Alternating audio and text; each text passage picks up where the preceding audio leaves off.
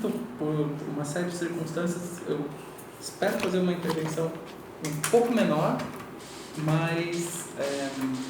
um pouco menor que meia hora que eu já fiz que a gente tem. Espero não usar tudo isso, mas certamente não porque não tenho o que falar, e sim porque eu tentei organizar meus pontos de um jeito um pouco mais conciso, mas também porque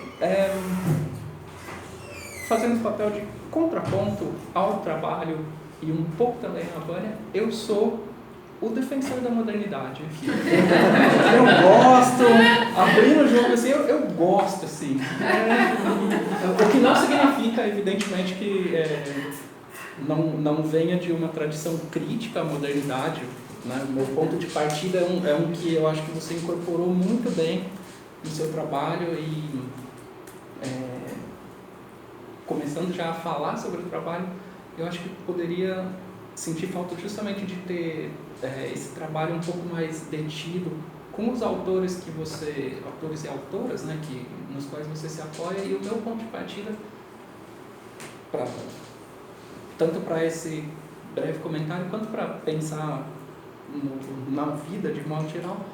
é a crítica da modernidade feita pelo Adorno e pelo Horkheimer na Dialética do Esclarecimento, que com todos os seus gigantescos problemas, que são enormes, dos quais não negligenciável é exatamente a herança essa tentativa de manter a herança da modernidade a salvo da própria crítica que é feita, de que a modernidade deve ser denunciada. Então eu acho que você, ao longo do trabalho, ainda que não queira compartilhar dessa defesa da herança da modernidade, poderia ter fundamentado muito bem, não muito melhor, mas muito mais explícita e cuidadosamente aquilo que você está criticando como seu ponto de partida nessa ideia de modernidade, de colonialismo, enfim, de racionalidade de um modo mais geral, porque você usa bem os conceitos, você usa bem as ideias, você sabe fazer a leitura de todos os autores que estão ali de um modo muito elegante mesmo, de incorporar cada uma das posições, mas justamente por vir, né, desse ponto de partida de uma defesa do que ainda dá para defender da modernidade, sempre que eu penso na ideia de utopia, e eu penso mediado pelo Adorno e pelo Horkheimer, a primeira coisa que me vem à mente é que a gente deveria pensar com muito mais cuidado, como você, na sua arguição, na sua abertura, né, chamou a atenção também, mas a gente deveria pensar com muito mais cuidado no que se quer exatamente dizer quando se fala de utopia. Você chamou atenção para um ponto central ao falar, olha, no senso comum, utopia é fechar uma discussão, é dizer, isso aí não funciona porque é utópico. Porém, no seu texto, a utopia é um conceito, é um espectro que ronda o trabalho e não é problematizado de modo nenhum, quando na verdade, se nós pensarmos, ou quando de fato se nós pensarmos no que é uma ideia de utopia, isso aparece também na exposição que a Vânia fez, esse é um conceito muito mais cheio de peso e muito mais cheio de dificuldades e contradições. Ele é um conceito, na verdade, ele não é meramente uma ideia, apesar de ser a sua intenção aqui buscar em uma forma utópica a construção de novas epistemes, e eu espero chegar nisso em algum momento e falar como eu gostei dessa parte, mas a primeira parte, ou o primeiro passo é justamente pensar o que significa pensar em utopia para que a gente não recaia numa certa anti-vulgarização um pouco simplória da utopia. Se nós pensarmos, o Brasil de Bolsonaro e Vélez é uma utopia, o muro do Trump é uma utopia e enfim, uma série de outras recrudescências populistas que a gente vê hoje em dia são utopias que, acredito que sejam nossos adversários de todos aqui, né? Mas pelos nossos adversários são defendidas com aquilo que eles acham que são boas razões, porque ele é um motivo para que se organize uma comunidade de parceiros, enfim, toda essa coisa aí. Então, partindo dessa primeira necessidade de ter um cuidado com isso, minha primeira impressão, meu primeiro engajamento com o seu trabalho foi justamente o de me perguntar, entendendo, não sei se eu entendi direito, mas entendendo que esse seja um trabalho que ele é muito mais uma exposição dessa episteme utópica que você vai descobrir no seu trabalho de campo, de quais são como você falou com muita propriedade, muito bonito ouvir você falar aqui, que são utopias que já estão se realizando, que não são aquele horizonte que a gente aponta, mas está no caminho de volta já, trazendo de volta para cá, e entendendo que seu trabalho parte desse caminho de volta, de trazer e nos abrir os olhos para o fato de que alguma coisa já está acontecendo, o que significaria situar essa utopia dentro disso aqui que a gente está fazendo, esse templo da modernidade do qual a gente fala, ou pelo menos nesse rito de passagem aqui nós acabamos nos situando aí. O que significaria julgar que dentro desse espaço racionalizado, moderno e com pretensões universalistas, nós discutimos uma utopia? Essa utopia da qual você está falando especificamente, mas de modo mais geral, utopias que se contrapõem a isso que nós somos educados a fazer, num certo sentido. Então, o começo da sua dissertação, do capítulo 1, que é a parte em que você faz a discussão sobre a episteme, a crítica da episteme moderna, como Foucault, como Latour, me pareceu assim, muito interessante. Eu gostei, achei uma discussão muito bem feita, mas o tempo todo eu me pergunto se não falta aqui vamos dizer assim, uma certa boa vontade interpretativa com a ideia da própria modernidade. Você trata a modernidade o tempo todo falando, não, mas tem essa pretensão de universalidade, tem um aspecto que é colonizador, tem um aspecto que é generalizador, e nesse sentido ele acaba tendo um desdobramento político, claro que é um desdobramento político de opressão, e tudo isso está muito bem denunciado, e você segue as denúncias com competência, está muito bem denunciado em teorias pós-coloniais, em teorias decoloniais, em teorias pós-modernas de um modo geral, mas o que fica faltando aqui é entender que a modernidade é em si um projeto utópico, e é um projeto utópico que comporta alguns outros projetos, dentre os quais o projeto colonial é talvez aquele que tenha sido mais denunciado e aquele que seja mais difícil de defender, mas que é sempre pensado como uma forma de utopia para aqueles que estão realizando. Então, o meu primeiro incômodo assim, é com o fato de que você passa muito rápido por uma apresentação, uma discussão de por que a modernidade é tão ruim assim? E aí, por isso que eu já falei que, cara, eu como defensor da modernidade, eu sempre acho que essa é uma pergunta extremamente relevante, porque a crítica que você faz, ou a crítica que os autores que você segue fazem, é uma crítica a essa pretensão e esse caráter de universalidade que parece um pouco perder de vista nesse arranjo construtivista que eles dão para a modernidade, o fato de que o universalismo que está sendo proposto ali não é exatamente o de que, olha, todo mundo vai ter que ser igual, não é o universalismo que o Rousseau estava querendo. E, tipo, isso aqui é um contrato social entre iguais, a gente vai ser republicano igual na França, não pode usar véu, não pode fazer coisa nenhuma, mas sim, ou pelo menos, dependendo de qual o caminho que você segue para fazer a interpretação, um tipo de universalismo que vem da matriz do Kant, lá que fala, olha, o que é universal aqui é que todo mundo tem faculdades iguais e essa capacidade de usar. É evidente que isso é uma ideia eurocêntrica. A própria ideia de que essas capacidades universais são descoladas dos contextos culturais, ou das experiências próprias de determinadas situações e práticas de construção da individualidade, isso tudo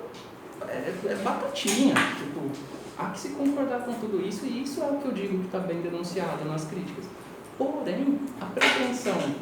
anterior não é a mesma que é a do Rousseau, de todo mundo vai ser igual, e sim de que todo mundo pode fazer o que quer. Tudo bem, talvez eu esteja tentando ser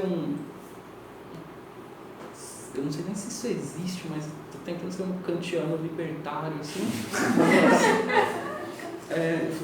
Possivelmente isso não funciona bem, mas eu só quero que você pense nessa ideia de que o que você talvez estivesse denunciando com melhor propriedade no seu trabalho e fazendo uma crítica muito certeira e muito aguda com essa denúncia, seria uma parte de um projeto utópico, a parte colonialista. Quais são os desdobramentos epistêmicos desse projeto colonialista, dessa utopia colonialista, como eu estou chamando? E aí comportam-se outras, inclusive as críticas a essa utopia que vem a ser esse ponto do qual você está falando, as posições anti-D, pós-coloniais e tudo mais. Então, essa aparente idealização, ou isso que para mim às vezes pareceu no trabalho um pouco de idealização, talvez merecesse um pouco da sua reflexão. Eu gostaria de te ouvir talvez responder uma forma simplória da pergunta, que é, será que está tudo tão errado assim com a modernidade? Se ela for entendida como um projeto utópico, ela é mesmo esse projeto colonialista? Ou se as premissas e os pressupostos de um universalismo mais vazio, algumas ideias que você atribui à nova episteme, quando você começa a nomeá-las aqui, são ideias propriamente modernas, são ideias que você encontra em autores que não seriam, que morreriam de ser chamados de não modernos, como Marx, Durkheim e Adam Smith, que são cooperação, que são igualdade, que são a ideia de fraternidade, que sustenta toda essa cooperação. Então, todos os ideais que estão colocados ali, eles são ideais que são, em alguma medida, não nascidos, não sempre nascidos, mas eles são ideais que fazem parte de um caldeirão cultural que é característico da modernidade. Daí que a pergunta seguinte é se o tipo de utopia que a gente está falando aqui, uma vez que se aceite isso, de que não, existem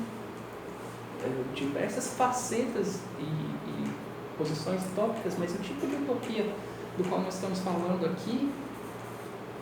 em que medida ele de fato ele avança essa episteme, ele se contrapõe como negação dessa episteme, ou como essa busca lá adiante de algo que venha a influenciar as nossas práticas, ou se na verdade ele é uma construção que nasce daqui. Eu fico confuso na forma como você apresenta no texto e na sua apresentação aqui, com a relação entre o que é utopia, de onde ela vem. Para mim essa é a pergunta central assim, a fazer sobre uma discussão a respeito de epistemes utópicas, seria de onde ela vem, e principalmente se você parece atribuir uma função a ela, mas se essa função é o que? É inspirar, é criticar, é mediar as nossas práticas generalizadas e impostas pela nossa, enfim, pela hegemonia intelectual do liberalismo econômico e tudo mais. São coisas diferentes, no final das contas, mas são coisas que elas podem ter efeitos diferentes e justamente depende de o que a utopia, na verdade, representa, tanto dentro do seu trabalho, quanto para aquilo que para aquilo que o seu trabalho contribui, que é justamente o de mostrar, olha, tem essas práticas que já existem aqui. Isso aqui, para que não seja como você mesma, eu não acho que dá essa impressão no texto, mas como você fala, olha, para que isso não seja confundido com uma brincadeira de crianças ricas ou de pessoas ricas, é preciso que a gente apresente isso aqui um maior detalhamento, com uma maior propriedade que tipo, mostre isso aqui realiza alguma coisa na vida das pessoas. Tem uma das passagens na dissertação, eu não trouxe, não imprimi agora, não vou lembrar, mas eu não sei se é você falando ou se alguém fala, mas não, isso aqui, tipo, juntava um monte de pessoas que seguiam o Grateful Dead, e você pensa, tipo, os seguidores deles, assim, tipo, até hoje eles são uma comunidade de os Deadheads que vão atrás, todos os acampamentos, toda a coisa toda. E, tipo, é muito curioso que você pensa, isso aqui vira uma permanência. Você mencionou, não, tem comunidades que se fixam. As pessoas que vão preparar os próximos encontros, eu fui procurar na internet também algumas coisas, elas também, tipo, acabam gerando permanências, assim. Então, é uma questão epistêmica? Você, tipo, está mostrando que tem coisas ali que vêm aqui e nos ajudam a fazer uma crítica da nossa visão de mundo hegemônica. Mas, ao mesmo tempo, elas são práticas que se inserem em certas dinâmicas das quais todos nós e essa visão hegemônica acabamos fazendo parte, e que por isso fica essa pergunta, a utopia ela não está ali fora, tipo, espreitando e talvez esperando para nos influenciar, mas ela está agindo concretamente sobre aquilo que está acontecendo aqui. É isso que eu tenho a impressão que você quis mostrar, mas é isso. Como é que isso acontece? Por que você, ao invés, então, de mostrar a utopia menos como uma versão, aí, tipo, uma versão um pouco ambiciosa, como você acaba mostrando, me parece que tipo, você usa a ideia de utopia para fazer uma crítica generalizada do nosso modo de vida, você não mostra tipo, situações concretas ou não situações concretas no sentido de ficar dando exemplos, mas tipo, por que não aparece no texto aquilo que é resultado dessa nova episteme? E aí eu passo para a parte que me parece a central do trabalho, e aí de verdade a parte que eu acho mais instigante mesmo, que é a sua participação nos encontros e tal. Algumas das minhas inquietações, a Vânia já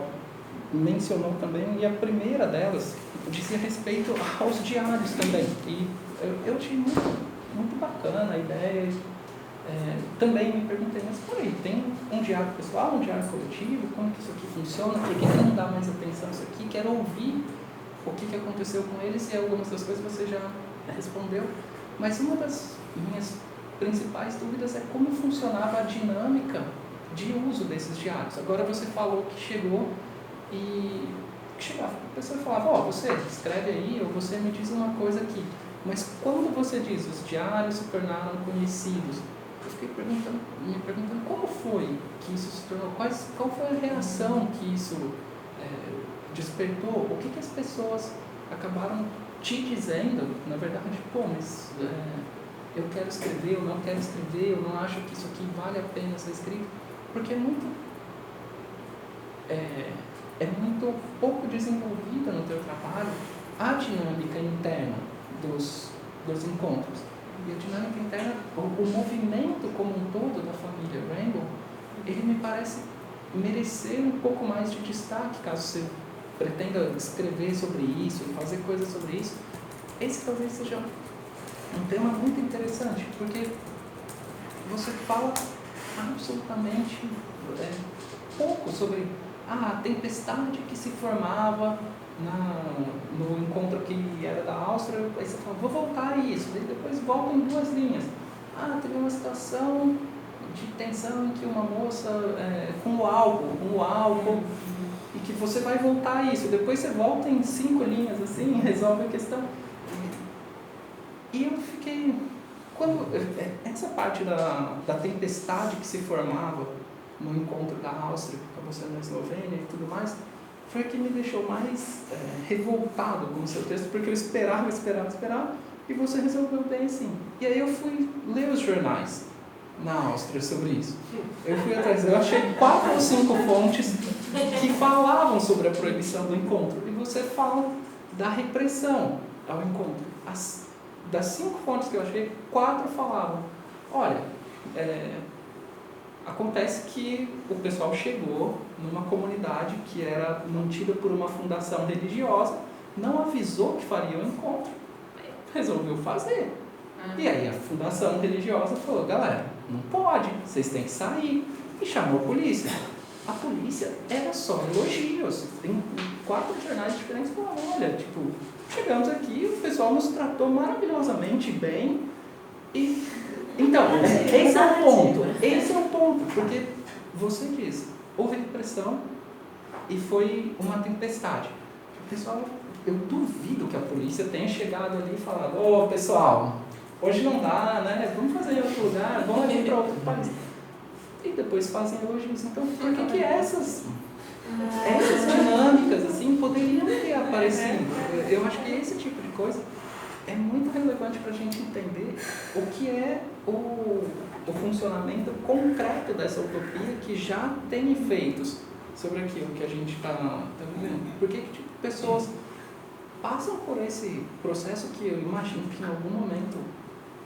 seja cansativo, física, mental, espiritualmente, tipo, você pegar um navio e ir até lá e, tipo, correr o risco de entrar pelo cano, que nem na música dos Paralamas do Sucesso. E você passar por toda a tensão de ter que procurar e ir para um lugar ou para o outro. Tipo, você alude a certas tensões entre que, apesar de você não aludir assim, mas dá uma impressão no texto, a mim deu essa impressão de uma tensão geracional entre pessoas que são mais comprometidas com os ideais originais da família Rainbow e outras que não são. Então, do ponto, no que diz respeito à descrição e à etnografia mesmo que você fez, ou a cartografia, como você chama, eu fiquei pensando sobre isso. Valeria muito a pena, caso, claro, não para agora, mas caso você continue a trabalhar sobre esse tema, você nos contar esse tipo de coisa, eu diria, minha sugestão, Gustavo, menos ênfase nessa dimensão utópica, que aparentemente é uma dimensão antissistêmica, mas que não é tão diferente de outras dimensões antissistêmicas, a não ser que você queira explicar com mais cuidado, e mais em como é que lá dentro a coisa funciona, como é que tem uma tentativa de fazer com que isso funcione como uma não família, uma não comunidade de não membros. Porque isso é trabalhoso. Quando a gente vai ler, tipo, mas tem as reuniões para comer, tem, tipo, o pessoal tem uma dinâmica de fala, tem uma dinâmica de chegada e recepção, tudo isso é um prato cheio para você pensar o que essas pessoas estão concretamente realizando ali, o que leva essas pessoas a estarem ali, como que elas se relacionam umas com as outras ali dentro, e tem meras alusões a esse tipo de problematização. Então, eu pensei que a segunda coisa que eu gostaria de te ouvir falar é justamente um pouco mais sobre em que medida você vivenciou, você explicaria esse tipo de parte dos encontros do trabalho de campo que recebe pouca atenção aqui. Tem uma certa tendência na sua narrativa a fazer um tipo de idealização parecido com o que os jornais e a polícia fizeram na hora de dizer: olha, não teve tensão nenhuma porque eles foram super educados conosco. É uma força repressiva lidando com um movimento que é anti-violência. Quando você descreve no final a cena com os traficantes em Florianópolis, aquilo realmente sensacional, porque por que não aconteceu aquilo na Áustria? Por que você não fala como foi aquilo tudo? Será que não tinha nada de interessante acontecendo ali? Então, esse tipo de coisa me deixou curioso, e isso volta na questão dos diários e dos cadernos, Porque uma das coisas que eu me perguntei quando eu li sobre o fato de que eles se tornaram conhecidos é se algumas pessoas, dado que existe essa dinâmica, alguma espécie de conflito parece existir entre gerações ou entre posições dentro dos encontros, em que medida o que aparece nos diários não são tentativas de expressar pontos de vista, querer se fazer ouvir de determinado modo. Eu queria saber como você fez a seleção dos trechos, como que você lidou com dos trechos dos diários coletivos, como que você lidou com a aproximação de pessoas que chegaram a pensar, eu quero falar isso, posso falar isso. Tem algumas entrevistas que você mesma conduziu, mas o diário, pelo que eu entendi, passou a ser um elemento ao qual todas as pessoas tinham acesso, ou todos aqueles que desejassem teriam acesso. Então, esse é um segundo ponto que não é propriamente tipo, uma crítica, mas mais uma curiosidade, saber como é que funcionava isso. E aí tem uma terceira coisa, que é a última, e eu acho que é muito parecida com essa, mas que tem a ver com a questão das permanências e efemeridades, que vocês duas já falaram, mas justamente porque existe uma preparação e um avanço para que as pessoas vão e localizem ou encontrem, né, um lugar para o próximo encontro, me parece ter uma suposição mesmo de que existe, pelo contrário do que define o seu entrevistado, existe uma comunidade de membros. Existem pessoas que assumem responsabilidades de fazer aquilo funcionar. E, aquilo que pode ser, no momento do encontro, uma não comunidade de não membros, mas enquanto projeto, utópico, enquanto parteiro de uma nova utopia, de uma episteme que já se realiza, aquilo é muito concreto. E enquanto uma comunidade bastante concreta de pessoas completamente envolvidas com a realização daquilo que vai ser feito daqui a um